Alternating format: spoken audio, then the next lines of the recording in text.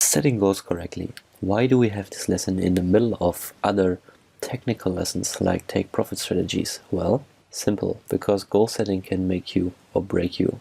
And that is very true in trading as well, because the way you set your goals is directly affecting your trading frequency and your trade management, aka stop losses and take profits. If you set unrealistic expectations for yourself, for example, you want to make 100% each month, then you will probably pull your take profits too far, set them too far away, get into too many trades because you have to reach a certain number of trades each day in order to reach your profit goal and so on. So there is a much smarter way to set goals. But let's first take a look at bad examples of goals. I want to make X% this year. Very obvious why this is wrong. I want to make X dollars this year. I want to make X pips each day. I want to get a six-pack this year. I put this goal in simply to give you another unrealistic goal. No one of us will probably ever reach a six-pack, and definitely not in a year. And then you get frustrated, you get demotivated if you don't reach it. The goal is too far away. You go jogging for 1 or 2 months and you just don't see your belly disappear or get smaller, and you are just not getting closer to your goal, it seems, but you are already doing a lot for your health. So going jogging each night is a great thing to do, but because you're not getting closer to your goal visibly, you become demotivated and you will eventually stop. So these are bad examples of goals because they don't take the process into account. They only tell you that you want to get there, but not how you are going to get there. If you set your goals too high, they will be unreachable. If you set them too low, you will reach them too easily, and then your motivation will quickly fade, especially for yearly goals, for example. If you reach all your yearly goals in the first month, rarely do people set up new goals then. And of course, they don't take the nature of trading into account, which is based on averages and probabilities.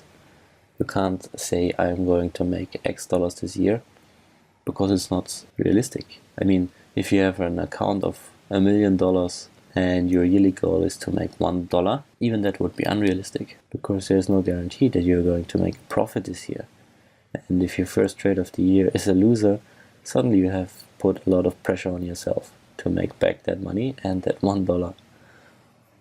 Just to show you how stupid monetary goals are in trading. And my biggest problem actually with these goals is that they are presenting a finishing line.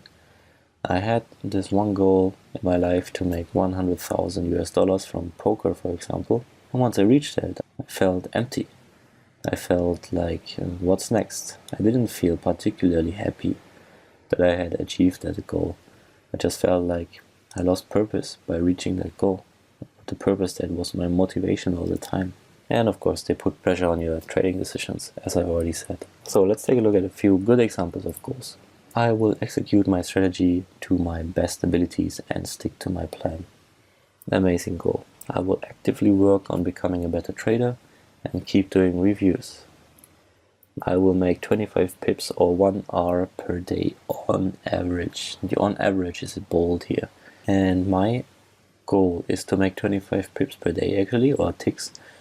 And I know that some days I will far outshoot that target, overshoot that target. Maybe I make 100 or 200 pips. On the other day I will make minus 50 pips.